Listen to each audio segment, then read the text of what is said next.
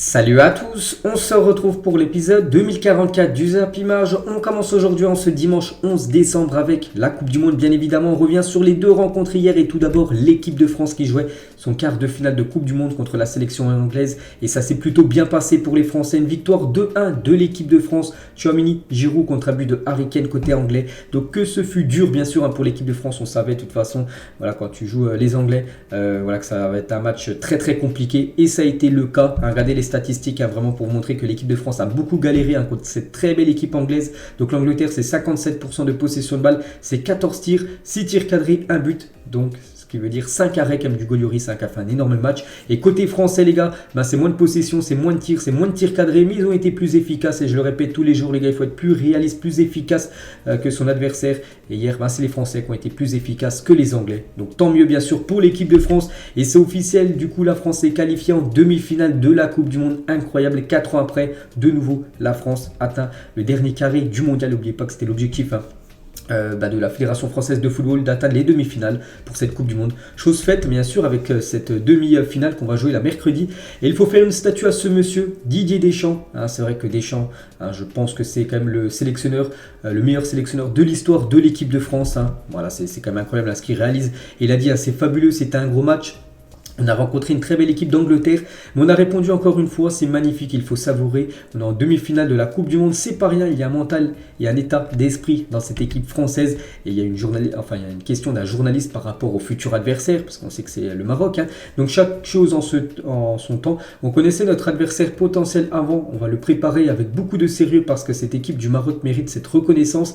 Il n'était pas attendu là, mais c'est tout sauf une surprise, voilà, pour que le Maroc accède aussi aux demi-finales. On en parlera tout à l'heure bien sûr du Maroc. Nous on se reconcentre bien sûr sur l'équipe de France et pour continuer avec Deschamps, son bilan avec les Bleus en Coupe du Monde et en Euro, c'est quand même incroyable son parcours les gars. En 2014 quart de finale de Coupe du Monde, en 2018 finale de l'Euro malheureusement perdu, en 2018 vainqueur de la Coupe du Monde, en 2021 peut-être le point noir on va dire de la carrière de Deschamps au poste de sélectionneur, c'est un 8e seulement de finale de l'Euro perdu contre l'équipe suisse. Puis la 2022 c'est au moins les demi-finales de la Coupe du Monde. Donc c'est incroyable bien sûr ce palmarès pour Didier Deschamps. Et c'est historique. Donc la France devient le premier tenant du titre à se qualifier en demi-finale de la Coupe du Monde depuis le Brésil en 1998. Vous savez que c'est très compliqué pour une équipe de gagner la Coupe du Monde et après de bien figurer. Regardez les derniers exemples, que ce soit l'Allemagne, que ce soit l'Italie, que ce soit l'Espagne. Ils ont échoué dès les phases de poule. Et là l'équipe de France a réussi à vaincre on va dire cette malédiction. Puis ils sont au moins en demi-finale. Ils peuvent même aller chercher une autre victoire en Coupe du Monde, ce qui serait la 3e pour les Bleus. Ce serait bien sûr incroyable. Et l'équipe de France, c'est quand même 4 demi-finales de Coupe du Monde sur les 7 dernières éditions. Donc voilà, quand même demi-finale, c'est les 4 meilleures équipes sur les 32 équipes engagées sur la Coupe du Monde. Donc voilà, quand même 4 fois l'équipe de France sur les 7 dernières Coupes du Monde a réussi au moins à être dans les 4 meilleures nations au monde. Donc ça a été en 1998, ça a été en 2006, ça a été en 2018 et ça a été en 2022, en espérant que 2022 soit la même chose qu'en 2018 ou même 1998. La une aujourd'hui du journal L'équipe, Crunchy. Voilà, avec Rabiot et Olivier Giroud. Donc quel bonheur au terme d'un match tendu jusqu'au bout. Les Bleus ont éliminé l'Angleterre en demi-finale. Ils seront opposés mercredi au Maroc. La sensation de cette Coupe du Monde, bien sûr, on en parlera tout à l'heure du Maroc. Donc on va parler de l'homme du match hier, de ce France-Angleterre. C'est lui, c'est Olivier Giroud, est élu homme du match. Qu'est-ce que ça fait plaisir de voir cette info les gars, et qu'est-ce que c'est mérité pour lui, pour ce joueur qui avait des doutes avant la Coupe du Monde, s'il pensait pas être dans la liste. N'oubliez pas que lors des derniers rassemblements, il y a un rassemblement où Deschamps ne l'avait même pas appelé. Puis on sait qu'il y avait l'éclosion, bien sûr, enfin pas l'éclosion, mais Benzema de retour, tout ça. Donc c'était compliqué pour lui. Donc il a surmonté tout ça. Olivier Giroud, puis de nouveau, il est décisif hier. C'est lui qui met le deuxième but, le but tout simplement de la qualification pour les demi-finales. Donc Giroud qui libère la France. Quel joueur, bien sûr, Olivier Giroud, un homme heureux, un groupe heureux. Donc on peut voir sa joie, voilà, sa rage. Regardez la rage comme qu'il a, Olivier Giroud après ce but hier, voilà, son but contre les Anglais, le but du 2-1, et il a dit, c'est extraordinaire, ce match m'a rappelé le match contre la Belgique en 2018, il faut toujours y croire dans la vie, c'est super pour l'équipe, je suis trop fier, j'espère qu'on ira le plus loin possible, on espère tous bien sûr qu'il y a la finale et que cette finale soit gagnée pour l'équipe de France. Et une petite photo voilà, de Giroud avec Antoine Griezmann. C'est vrai que Griezmann, souvenez-vous, j'en parlais souvent les gars, de janvier jusqu'à je crois que c'était août, il avait marqué seulement un but, c'était un but en coupe Coupe du Roi avec l'équipe de l'Atlético. Il était dans une disette totale. Il n'était plus du tout décisif, ni buteur, ni passeur D. Et là, il nous fait une Coupe du Monde incroyable. Pour moi, je crois que c'est le meilleur Français sur cette Coupe du Monde. Et la nouvelle masterclass de Griezmann, les gars. Hier, c'est 58 ballons touchés, 6 duels remportés, 6 ballons récupérés, 5 passes dans la surface, 5 transversales, 2 occasions créées, mais surtout 2 passes décisives. C'est lui qui fait les 2 passes D. Pour le premier but de Tchouaméni, c'est lui qui fait la passe D juste avant. Et pour le but de Giroud de la tête, c'est lui qui centre. Donc incroyable bien sûr cette masterclass d'Antoine Griezmann. Et du coup avec ces 2 nouvelles passes décisives, donc Griezmann, et c'est officiel, devient seul le meilleur passeur de l'histoire de l'équipe de France. Il était à 26 avant le match. Le recordman c'était Thierry Henry à 27. Donc du coup il a égalé et dépassé Thierry Henry maintenant à 28 passes décisives avec les Bleus. Donc, que dire bien sûr sur Antoine Griezmann, une magnifique Coupe du Monde. Et est-ce que c'est le meilleur joueur de l'équipe de France pendant ce mondial? Donc chacun a son point de vue, moi je dis tout simplement oui. Donc félicitations bien sûr à Griezmann. On va parler maintenant de son collègue là, qui est juste en face de lui. Un joueur que l'Angleterre redoutait énormément, Kylian Mbappé, qui n'a pas fait non plus un énorme match, mais il était présent. Et voilà, vu que c'était en Angleterre une menace permanente, donc c'est pour ça qu'ils sont beaucoup focalisés sur Kylian Mbappé, et c'est peut-être pour ça qu'il y a des joueurs comme Aurélien Tchouaméni, tout ça, voilà, qui ont pu avoir plus d'espace, ils ont tellement voulu museler Kylian Mbappé qu'ils ont oublié ses coéquipiers, que ce soit Giroud, que ce soit Ousmane Dembélé, que ce soit Aurélien Tchouaméni ou même Antoine Griezmann. Donc voilà ce qu'on pouvait dire. Il y a eu il y a eu le duel bien sûr avec Walker, il n'y a pas eu tant que ça, il y a eu juste un coup où vraiment Mbappé a pris vraiment l'a tout simplement dépassé en sprint, vraiment sprint pur, il n'a rien pu faire. Walker vraiment s'est fait battre par Kylian Mbappé. Sinon il n'y a vraiment pas eu beaucoup de duels dans le match, peut-être 2 ou 3, c'est tout. Donc voilà, tant mieux de toute façon pour l'équipe de France vu qu'il y a la victoire. Mbappé les gars, il est quand même à 2 matchs de soulever sa 2e Coupe du Monde avant ses 24 ans, ce serait énorme bien sûr pour Kylian Mbappé. Et Mbappé après le penalty loupé par Harry Kane. Donc regardez, c'était donc il y avait 2-1 pour la France. Quelques minutes après, faute d'Hernandez, faute vraiment très stupide de Théo Hernandez, il ne doit pas faire ça. Bref, donc penalty logique des Anglais et Harry Kane se foire totalement. Regardez la tête quand même de Kylian Mbappé, maintenant c'est un mème tout simplement sur Twitter. Toujours avec Kylian, encore un peu plus proche du rêve absolu, ce qu'il a pu mettre sur Twitter à la fin du match. Rêve absolu bien sûr, remporter de nouveau une Coupe du Monde. Donc voilà, félicitations à Kylian. On va parler de ce joueur, lui il a été énorme hier, lui qui avait été dans les journaux anglais, c'était le talon d'Achille de l'équipe de France. En gros, ce qui voulait dire que c'était le joueur le moins bon de l'équipe de France avant cette rencontre, d'après les médias britanniques. Donc avant le match, le journal Télégraphe considérait Hugo Lloris comme le point faible de l'équipe de France. Le journal estimait aussi que le gardien français était moins bon que Jordan Pickford. Ils avaient mis hier dans leur journal. Donc à bien des égards, Pickford est un meilleur gardien que Hugo Lloris cette saison. Peut-être sur la saison, mais là sur le match hier, Lloris les gars a été énorme. Il a été tout simplement exceptionnel. Le point faible de la France, c'est Hugo Lloris. Bien vu les gars, bien vu en Angleterre, parce qu'ils ont totalement vu faux, parce qu'il a obtenu quand même la note de 8 sur 10 pour un gardien. C'est bien sûr un très beau match de sa part. Et il a fait, j'ai dit, c'est 6 tirs cadrés, l'Angleterre c'est un but, donc ce qui veut dire 5 arrêts de Hugo Lloris. Donc voilà, grosse prestation bien sûr de Hugo Lloris. Il a juste toujours son jeu au pied qui fait toujours un peu flipper quand il a la balle au pied. C'est pour ça que des fois ça part directement en touche, mais sinon sur sa ligne il a été énorme hier. Et un record pour lui, donc Hugo Lloris est devenu hier le joueur le plus capé en équipe de France avec 143 sélections. Il était ex aequo avec Lilian Thuram, 142 sélections pour les deux. Maintenant il est tout seul en tête, c'est le joueur qui a le plus joué dans l'histoire de l'équipe de France, 143 matchs pour Hugo Lloris. On va parler d'un autre joueur, lui décisif, c'est Aurélien Tchouaméni, vient d'inscrire son premier but en compétition officielle avec l'équipe de France. Et quel missile, quel but d'Aurélien Tchouaméni. Il m'a fait penser, vraiment quand je l'ai vu, il m'a fait penser à Paul Pogba, tout simplement lors du match par exemple contre la Croatie, la finale, ou un match contre les Pays-Bas, je ne sais pas si vous vous souvenez aussi, Pogba a fait une frappe pour plus de 30 mètres, c'était lors d'un match je crois d'élimination, pour se qualifier pour la Coupe du Monde ou pour l'Euro, mais bon il y a quelques années, il m'a fait penser à ça, Tchouaméni hier. Donc 26 mètres il a tiré et une frappe flashée à plus de 108 km à l'heure pour vous montrer la menace de Aurélien Tchouaméni. Donc magnifique but de la part du joueur du Real Madrid, nous a mis directement dans de bonnes bases. Il y avait déjà un 0 au bout de 10 minutes de jeu. Donc voilà, Pickford n'a rien pu faire sur cette magnifique frappe d'Aurélien Tchouaméni. Juste que je regrette pour lui, c'est la faute stupide qui amène à l'égalisation de l'Angleterre sur le penalty qu'il donne. Il ne doit jamais faire cette faute. Il le sait en plus, je pense qu'il doit s'en vouloir. Il sait quoi là, Saka frère, plutôt le joueur anglais, si tu le touches dans la surface, ça fait penalty. Là, c'est une faute stupide. C'est un penalty vraiment donné à l'Angleterre qu'on a fait sur leur premier penalty obtenu. Bref, voilà, quelques photos aussi d'Aurélien Tchouaméni, bien sûr. Donc ça reste comme une masterclass. Le but qu'il a marqué, il a dit, c'est bien, c'est bien.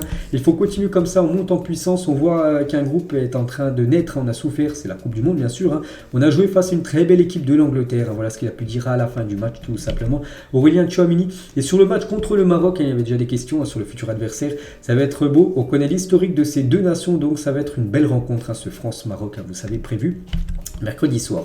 Adrien Rabiot, les gars, gros match aussi de Rabiot, c'est de la fierté. Fier de cette équipe et du groupe, c'est de la joie. On a souffert, mais on a montré qu'on était unis et solidaires. On n'a pas douté, mais il y a eu de la souffrance. De toute façon, ça, on ne se cache pas vraiment. On a souffert contre les Anglais. Après, voilà, ça a tourné en notre faveur. Donc, bien sûr, on prend. Koundé, les gars, il a dit, c'est vraiment rêvé. C'était un match fou avec beaucoup de rebondissements. On n'a sûrement pas tout bien fait, mais on y a mis tout notre cœur. On a tout donné. On a montré à quel point ce groupe est soudé, cette équipe de France. Toujours avec Koundé par rapport au Maroc, le futur adversaire. Donc le Maroc a fait un très gros parcours, elle a éliminé de très grosses équipes, donc ça va être un match très compliqué. Bien sûr, tout le monde le sait, c'est une équipe qui a énormément de cœur et beaucoup de talent, cette équipe marocaine. Toujours avec les Bleus, donc les Bleus viennent célébrer avec leurs supporters à la fin du match, bien sûr. Ils sont venus, je crois qu'il y avait à peu près 5000 supporters français et 9000 supporters anglais, hier, d'après une info que j'avais vue là. Bon, je ne l'ai pas mis dans l'épisode, mais bon, voilà. Donc ils sont partis célébrer, bien sûr, avec les supporters français qui étaient comme en nombre, 5000 c'est plutôt pas mal quand même. Donc une petite photo, tiens, Mbappé, Deschamps, Griezmann, 3 cadres de l'équipe de France, donc le coach bien sûr et Mbappé et Griezmann, 2 cadres des Bleus, le vestiaire, des Bleus, la joie des Bleus dans le vestiaire à la fin du match, bien sûr beaucoup de joie, une qualification en demi-finale. Peut-être dans une carrière, peut-être ça peut se réaliser 2-3 fois, enfin vraiment là c'est énorme, 2-3 fois dans une carrière de se qualifier en demi-finale, donc il y en a certains là c'est déjà leur deuxième fois, donc félicitations aux joueurs français. Bon, il y avait beaucoup de joie, on peut voir Griezmann, on peut voir aussi que les Bleus accueillis en héros à leur retour à l'hôtel dans leur camp de base, où bien sûr tout le staff, enfin tous ceux qui gèrent l'hôtel ont applaudi, bien sûr félicité l'équipe de France, voilà, qui sont arrivés tard bien sûr dans la nuit, dans leur hôtel. Petite photo de Deschamps avec Southgate, Gareth Southgate, le coach et sélectionneur anglais, donc lui je ne sais pas s'il va se faire virer ou non, voilà, parce qu'on sait qu'il y a beaucoup de coachs qui se sont fait virer après l'élimination, donc on verra bien sûr ce sera quoi le futur pour le coach anglais. Ils ont inventé le foot, mais on va leur montrer comment il se joue, voilà, ça c'était une déclaration d'un supporter français avant le match, c'est vrai que c'est l'Angleterre qui a inventé le football et hier c'est les Français qui ont montré comment on joue au football, enfin par rapport surtout au résultat, parce que les Anglais ont très bien joué hier, Gaulois roast beef, voilà, donc supérieur, enfin surtout la victoire, et France-Angleterre. Comme j'ai dit, c'est toujours une énorme rivalité, que ce soit au foot ou même au rugby. Là, en rugby ou même au foot, ça s'est plutôt bien passé pour les Français, qui ont à chaque fois battu cette équipe anglaise. Et du côté de l'Angleterre, les gars, Angleterre is blue. Voilà aussi une photo montage, et c'est pas The Sun, c'est plutôt The Sun. Voilà, on peut voir, ça c'est plutôt marrant. Voilà, cette photo montage The Sun, parce que le journal hier The Sun, ils ont mis pas mal de photos, voilà, où ils disaient, ils envoyaient les hostilités contre l'équipe de France. Ils rentrent chez nous en parlant tout simplement du trophée. On le ramène cette fois-ci à la maison en parlant, voilà, de cette Coupe du Monde. Du coup, non, il n'y aura rien ramené pour eux. Donc la une du Sun ce dimanche, les gars, donc Harry Kane, donc la peine d'Harry, voilà, parce qu'on va parler un petit peu d'Harry Kane, les gars. Donc déjà, tout d'abord, c'est plutôt bien passé pour lui, parce qu'il a été buteur dans le match. Donc record Harry Kane égale Wayne Rooney devient le co-meilleur buteur de la sélection anglaise. Les deux sont à 53 buts. Voilà, Rooney, Harry Kane 53, donc prochain but d'Harry Kane, donc il sera à 54 et il deviendra le meilleur buteur de l'histoire de la sélection anglaise. Je crois qu'il est au même niveau que Giroud, Giroud qui doit être à 53 ou 54 je crois à peu près, donc voilà, c'est quasiment kiff du côté de l'Angleterre et du côté de la France. Et toujours avec Harry Kane, les gars, donc aucun joueur n'a marqué plus de pénalty en Coupe du Monde qu'Harry Kane et ses 4 tirs transformés. Voilà, c'était son 4e pénalty marqué en Coupe du Monde, il a failli en marquer un 5e.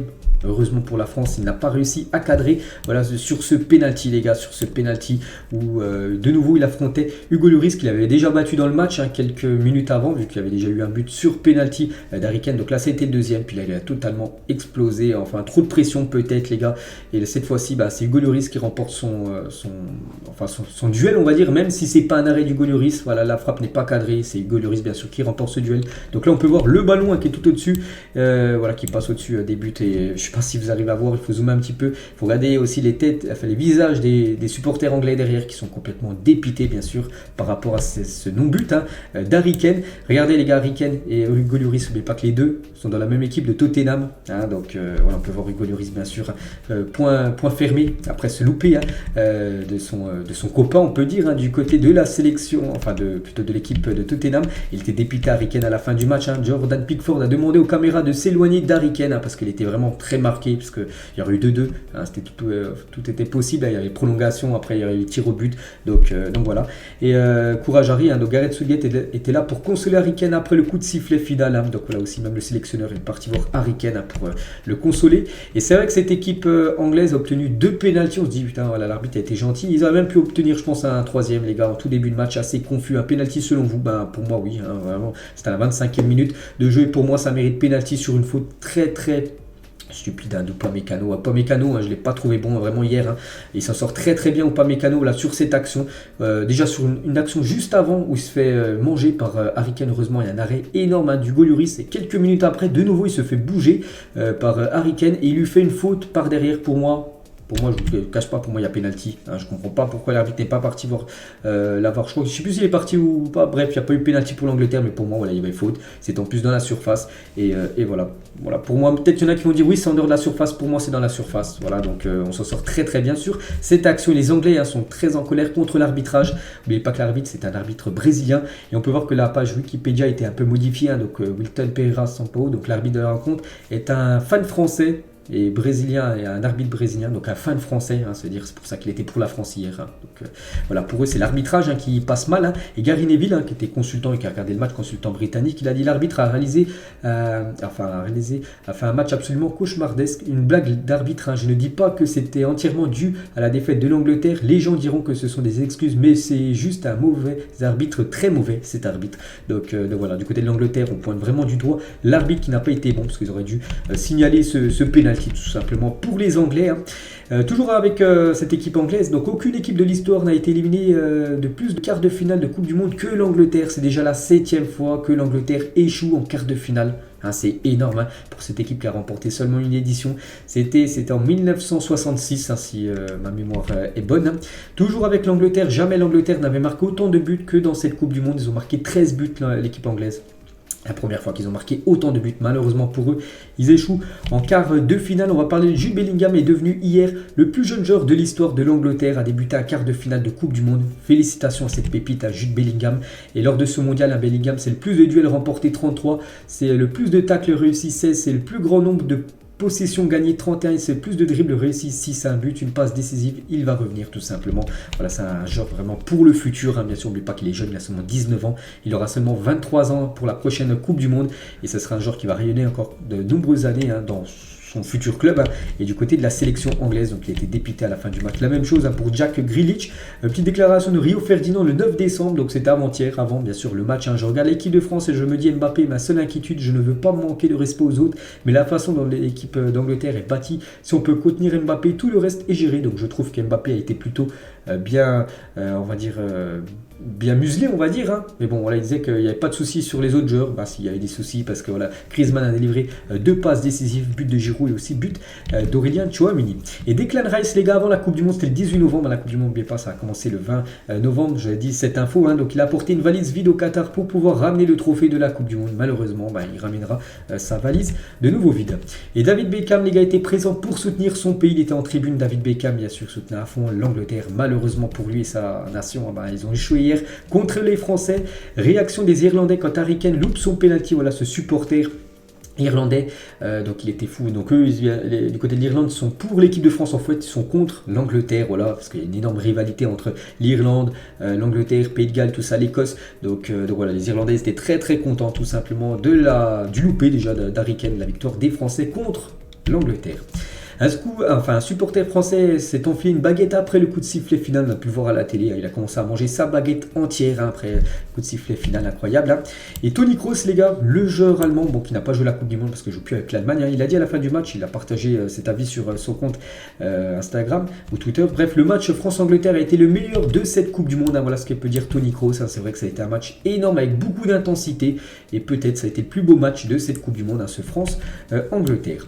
On va parler de l'autre match qui avait lieu un peu plus tôt dans la journée hier entre le Maroc et le Portugal. Et là, c'est une énorme surprise. Enfin, je sais pas si c'est une énorme surprise, mais bon, d'après ce papier, tout ça, oui, c'est une énorme surprise. Mais bon, quand on a vu le match, on ne sait pas si c'est une énorme surprise. Bref, c'est le Maroc qui s'impose 1-0 contre le Portugal. En-Nesyri, buteur. On peut voir qu'il y a eu un carton rouge de Chilira en l'espace de 2 minutes. Il est rentré, il a pris 2 jaunes. Bon, bref, carton rouge pour lui.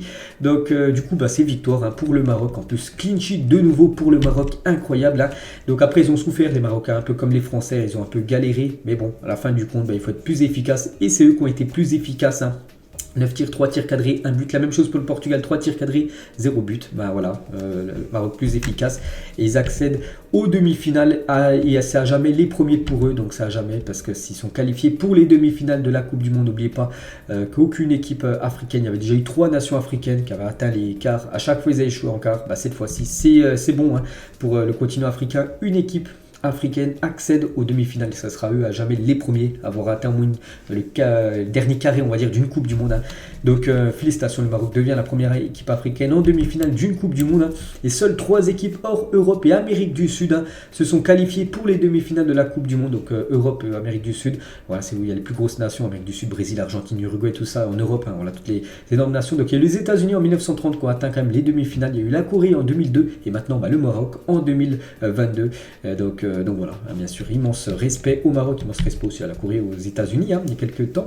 Et la Coupe du Monde du Maroc, c'est pas vraiment, ça n'a pas été un parcours facile. Regardez les équipes qu'ils avaient quand même. Match nul contre la Croatie qui est encore en demi-finale, qui avait atteint la finale il y a 4 ans. Victoire contre la Belgique, qui a atteint la demi-finale, ils avaient même terminé 3e et gagné la petite finale il y a 4 ans. Et victoire contre le Canada, élimine l'Espagne, élimine le Portugal. Incroyable ce parcours. Et tout ça en ayant encaissé un seul but. En plus contre son camp, c'était contre le Canada. Voilà l'énorme défi pour les Français, les gars, c'est d'essayer de battre cette équipe marocaine et surtout d'essayer de leur mettre un but parce que pour l'instant, ils n'ont pris aucun but. Si c'est un genre adverse, parce que c'est un but contre leur camp qu'ils ont pris, cette équipe marocaine incroyable.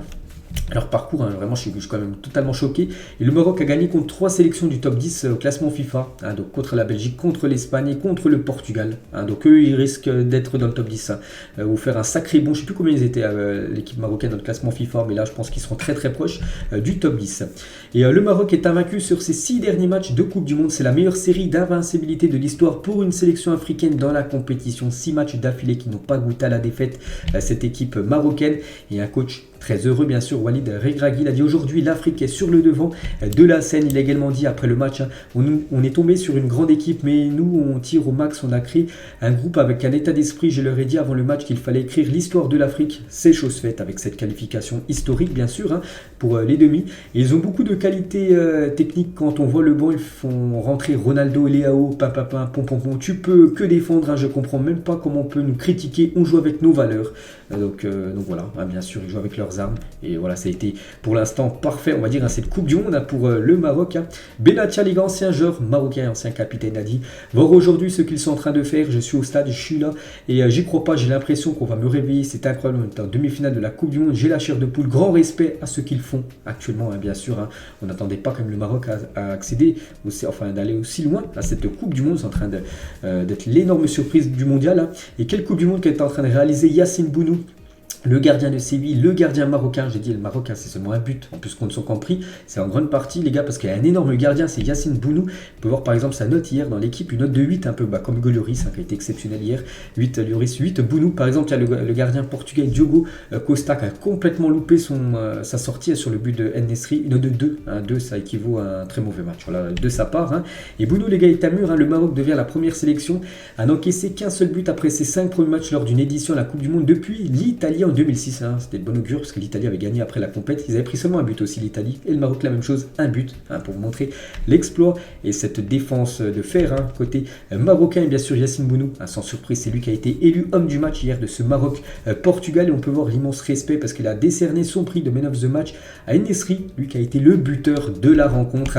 Et en plus, c'est un but incroyable. Quand j'ai vu le but, je me demandais si, je sais pas s'il y avait des ressorts dans ses chaussures. Regardez comment il s'est envolé, les gars. La détente impressionnante de Youssef En-Nesyri sur son but. Donc je sais pas, il monte à combien de...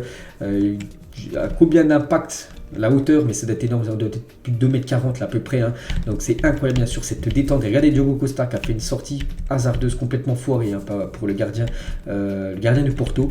Donc voilà, magnifique but de En-Nesyri, vraiment il s'est envolé, hein. Vraiment regardez la différence par exemple avec Ruben Dias, il lui manque quasiment 60 cm là pour être au contact, hein, bien sûr de En-Nesyri. Et le record avec 3 buts, Youssef En-Nesyri est désormais le meilleur buteur de l'histoire du Maroc en Coupe du Monde, hein. Voilà, on peut que le féliciter bien sûr, l'attaquant de Séville. Sofiane Bouffal, les gars, il a dit, c'est un truc de fou. J'ai même plus les mots, on vit un rêve. Honnêtement, j'ai pas envie de me réveiller. Tout ce qu'on fait, on l'a mérité, on a joué les plus grandes nations au monde. C'est pas un hasard, bien sûr. Non, c'est pas un hasard. Quand tu atteins une demi-finale, c'est pas un hasard. C'est que tu le mérites tout simplement ta place. Et il a eu un petit message à la fin du match, avant le match France-Angleterre. Bonne chance à l'équipe de France. Rendez-vous en demi-finale, j'espère. Voilà, son vœu va être réalisé parce qu'il y aura un France-Maroc en demi-finale mercredi. Et il a arrêté l'école 1 an pour le foot, avait promis à sa mère, hein, qu'elle arrêterait de travailler de toute sa vie si elle acceptait ce sacrifice. Regardez où Sofiane Bouffal en est maintenant, tout simplement, en demi-finale d'une Coupe du Monde, bien sûr, hein. Donc c'est une immense fierté pour sa famille, hein, pour le peuple marocain. On va parler aussi de ce joueur qui est en train de réaliser vraiment une Coupe du Monde XXL, hein. Je pense qu'il sera dans l'équipe type de l'équipe type gros de la Coupe du Monde, au poste de milieu de terrain. Donc quelle Coupe du Monde de Sofiane Amrabat, un joueur de la Fiorentina. Je pense qu'il y a des chances que la Fiorentina, là, c'est le jackpot. Ils vont pouvoir le vendre, je pense, très très cher en janvier, hein, après son mondial qui est tout simplement exceptionnel. Yacine Bounou, les gars, en compagnie de son fils, c'est trop mignon. Voilà, à la fin du match, hein, son fils qui sera peut-être le futur gardien, pourquoi pas, de la sélection marocaine. Donc voilà, il était sur la pelouse, bien sûr, avec Bounou. Et sinon, voilà, les autres photos, bien sûr, des joueurs marocains. Tiens, Hakimi, ou même Hakim Ziyech, à la fin du match, où beaucoup de supporters, bon, j'ai pris qu'une photo, les supporters marocains à Barcelone, moi, il y avait partout la fiesta. En plus, en France, il y avait la fiesta des supporters marocains, plus après, accompagner les supporters français après la qualification. Donc après, maintenant, les deux se retrouveront, bien sûr, mercredi en demi-finale, hein. Et le beau message de la fédération sénégalaise, hein, donc le Sénégal, tout heure officiel, est fier de vous, hein. L'Afrique est fière de vous et nous sommes tous fiers, tous derrière vous. Continuez à écrire l'histoire pour le plus grand bonheur des passionnés que nous sommes, hein. Voilà l'immense union, on va dire, entre le Sénégal et le Maroc, et même entre toutes les nations, bien sûr, africaines. Côté portugais, donc là ça passe mal, bien sûr, hein. Donc le Portugal est éliminé de la Coupe du Monde, donc malheureusement pour eux, hein, c'est vrai qu'ils ont eu des occasions mais ils n'ont pas réussi à mettre ce but, hein. Comme je dis, il faut être efficace. On peut voir la déception de Gonzalo Ramos, lui qui avait fait un match énorme, hein, contre l'équipe suisse, à 3 buts, une passe D. Cette fois-ci ça a été très compliqué, hein, pour l'attaquant du Benfica. Bruno Fernandes, voilà, dépité. Félix aussi, dépité. Bien sûr, quand on parle du Portugal, on pense directement à Cristiano Ronaldo, et Ronaldo a fini en larmes à la fin du match, hein, parce que voilà, c'est une nouvelle désillusion pour lui en Coupe du Monde, hein. Voilà pour Cristiano Ronaldo, et Ronaldo ne remportera probablement jamais la Coupe du Monde, un triste fin de carrière pour CR7. Vraiment, il avait quand même une équipe bâtie là, vraiment le Portugal, hein, pour moi, il pouvait aller au bout et même gagner, hein, cette Coupe du Monde. Et du coup, c'est fini. Et Ronaldo, on ne sait pas s'il sera là dans 4 ans. Il peut être encore là parce que pour l'instant, il n'a rien annoncé sur ses réseaux sociaux s'il allait continuer ou non avec le Portugal. Et la prochaine Coupe du Monde, c'est en 2026. Il aurait 4 ans de plus et on ne sait pas s'il sera là. C'était peut-être, je pense, sa dernière Coupe du Monde, hein, sur cette Coupe du Monde 2022. Et du coup, un seul trophée lui manquera. Donc, dans son merveilleux palmarès, il a tout remporté, hein, partout il est passé, la Ligue des Champions, l'Euro, il a même remporté la Ligue des Nations avec le Portugal, le Ballon d'Or, la Première Ligue, la Liga, tout, sauf la Coupe du Monde, hein, certainement qu'il ne remportera jamais, hein. Et Ronaldo, les gars, il a disputé quand même 5 Coupes du Monde et n'a marqué quand même aucun but lors des phases finales. Jamais il a été buteur lors des matchs élimination directe de Coupe du Monde. CR7, hein, c'est Coupe du Monde en chiffres, hein, donc 5 tournois, 5 Coupes du Monde, 22 matchs, 8 buts, 2 passes décisives, 0 trophée. Une carrière internationale légendaire se terminera sans le plus grand trophée de tous, hein, voilà, parce que pour moi, le plus gros trophée, même au-dessus de la Ligue des Champions, ça reste quand même la Coupe du Monde, hein, surtout que c'est si précieux, si compliqué à gagner, vu que c'est tous les 4 ans. Hein, c'est surtout ça, voilà. Peut-être dans une carrière, tu as peut-être 5 participations. Et voilà, il faut être présent au bon moment. Et voilà, pour Ronaldo, malheureusement, il a toujours échoué, hein. Pourtant, il a commencé de nouveau sur le banc où il est rentré en cours de jeu, hein. Cristiano Ronaldo, il est rentré à la 50e minute parce que le Portugal perdait 1-0 et Fernando Santos devait le faire rentrer, hein, pour essayer de changer les choses. Bon, malheureusement, ça n'a pas changé. Mais bon, il est rentré, il a eu directement le brassard. Et avec ce nouveau match où il a joué, hein, vu qu'il est rentré en cours de jeu, c'est un record, hein. Ronaldo il a disputé hier son 196e match en sélection. Il égalise le record du nombre détenus par Bader Al-Mutawa, donc un ancien joueur des Émirats Arabes Unis, lui qui était également à 196 matchs, hein. Donc voilà, Ronaldo, il est maintenant plus qu'à 4 matchs Voilà, des 200 matchs en sélection, hein, ce serait bien. Actuellement, il est enfin, c'est un co-record, on va dire. Donc, je pense qu'il ira au moins jusqu'au 200, hein, Ronaldo, voilà, pour atteindre cette barre des 200, bien sûr, matchs avec l'équipe portugaise. Et la réaction de CR7 après le but marocain, bien sûr, il était sur le banc, il était dépité, hein, CR7. Et pendant l'hymne, seul Ronaldo intéressait les photographes, hein, regardez. Pourtant, là, il y avait l'hymne du Portugal et normalement, tous les photographes en train de photographier les joueurs qui sont en train de... Le 11 hein, de départ, et non, voilà, ils photographiaient Ronaldo qui était sur le banc tout simplement. Voilà, pour montrer cette légende, bien sûr, à Cristiano Ronaldo. Voilà. Toujours avec ce Portugal-Maroc, donc le défenseur marocain El Yamik qui embrasse le crâne de Pépé après son occasion ratée dans le temps additionnel. Vraiment Pépé tout seul, hein, vraiment tout seul, les gars, il est tête, pourtant c'est qu'il est très bon hein, dans le jeu aérien, il la met à côté. On peut voir le joueur El Yamik, les gars, il est parti lui faire un bisou sur le crâne, c'est incroyable, hein, bien sûr, hein, cette photo. Et Maroc-Portugal, les graves accusations des joueurs portugais. Donc Pépé, il a dit après le match, hein, était fou Pépé. Donc il est inadmissible qu'un arbitre argentin, c'est un arbitre argentin qui a arbitré le match hier, officie aujourd'hui après ce qu'il s'est passé hier et après la plainte de Messi. Après ce que j'ai vu aujourd'hui, ils peuvent déjà donner le titre à l'Argentine. Hein, donc voilà, pour être sanctionné, hein, je pense pour ça. Voilà Pépé, hein, parce qu'il a dit en gros qu'il ne comprend pas pourquoi ça a été un arbitre argentin qui a arbitré cette rencontre hier. Et la même chose pour Bruno Fernandes. Je dis ce que j'ai à dire, ils peuvent aller faire, vous pouvez voir ce qu'il peut dire. Hein. C'est très étrange d'avoir un arbitre qui a encore son équipe nationale en compétition, donc l'Argentine. Hein. Je ne sais pas s'ils vont donner le mondial à l'Argentine. Donc voilà, vraiment très très aussi mécontent par rapport à l'arbitrage. Hein. On a parlé des Anglais, c'est la même chose pour les Portugais. Du coup, on connaît l'affiche, hein, la deuxième demi-finale. Donc France-Maroc, incroyable à cette affiche les gars, ça sera mercredi à 20h. Du coup, le tableau final commence à être très bien rempli. Donc il ne reste plus que 4 matchs, hein, les deux demi-finales, la petite finale et la finale bien sûr. Hein. Donc pour la France, même pour n'importe quelle équipe, là, il restera au moins 2 matchs. Hein, même s'il y a défaite les gars, il y aura toujours le match pour la 3e place, hein, pour la médaille de bronze on va dire. Hein, parce que n'importe quelle nation peut finir au moins sur le podium de la Coupe du Monde, ce qui est bien sûr très très bien. Bref. Argentine, Croatie, c'est mardi soir 20h et le lendemain à 20h le mercredi, France, Maroc. Les deux équipes qui gagnent s'affronteront dimanche prochain à 16h de l'après-midi à la finale et la petite finale qui sera samedi, un jour avant à 16h aussi je crois. Donc voilà les gars, les deux demi-finales et le final four les gars. Donc voilà, l'Argentine, la France, le Maroc, la Croatie avec les joueurs vedettes, on va dire Mbappé, Messi, Luka Modric ou même Hakimi, hein, certainement je pense le joueur le plus connu on va dire, hein, du côté de la sélection marocaine. Et sur le Twitter BFootball, hein, voilà, on peut déjà mettre nos pronostics. Hein. Quelle nation va se qualifier selon vous? France, Maroc et Croatie-Argentine. On peut voir à chaque fois les votants, plus de 5000 et aussi 4000 à l'heure du match Croatie-Argentine. Donc moi je pars tout d'abord sur l'équipe de France. Hein, voilà, je suis français, je vais soutenir à fond les Français et pour moi, j'espère hein, surtout qu'ils vont éliminer bien sûr cette équipe marocaine, même si on sait que le Maroc est en train de réaliser un mondial exceptionnel. Hein. Et Croatie-Argentine, les gars, pour moi, je partirais sur la Croatie. Hein. Je vois bien la Croatie éliminer l'Argentine. Donc voilà, France-Maroc, les gars, 3/4 voient quand même la France se qualifier. Et Croatie-Argentine, très très serré. Hein. Peu plus quand même côté argentin, mais bon, la Croatie aussi 47%, voilà, c'est vraiment très très serré. Donc moi je vois tout simplement une finale et j'espère déjà avoir la France. Bon, après, peu importe l'adversaire, mais voilà, France-Croatie, remake de la finale 2018, ça serait, pour moi, ce sera ma finale. On verra bien sûr. Hein. Et qui va gagner la Coupe du Monde, les gars, sur le Twitter ActuFoot par rapport aux 4 dernières équipes. Donc voilà, plus de 70 000 votes là. Donc là, il y a beaucoup plus de votes qu'avant. Il y en avait seulement 5 000. Hein. Donc la plupart, quand même, voient la France. Hein. En deuxième position, c'est le Maroc à 14,3. Après l'Argentine, 14,2. La Croatie, 3,7. Donc on verra maintenant, bien sûr. Il reste, voilà, c'est les demi-finales qui se jouent et on en reparlera dimanche prochain, là, dans une semaine, jour pour jour, ça sera la finale de la Coupe du Monde. Donc voilà les gars, cet épisode, j'espère qu'il vous a plu à 100% bien sûr sur la Coupe du Monde. Donc nous on se retrouve ce soir, il y a encore beaucoup d'infos à dire hein, sur les matchs aussi qui se sont déroulés hier, que j'ai pas pu mettre parce qu'on est déjà plus de 32 minutes de vidéo, donc on reparlera de tout ça aussi, les autres infos ce soir. Et moi je vous laisse bonne journée à vous, bon dimanche et à ce soir 21h.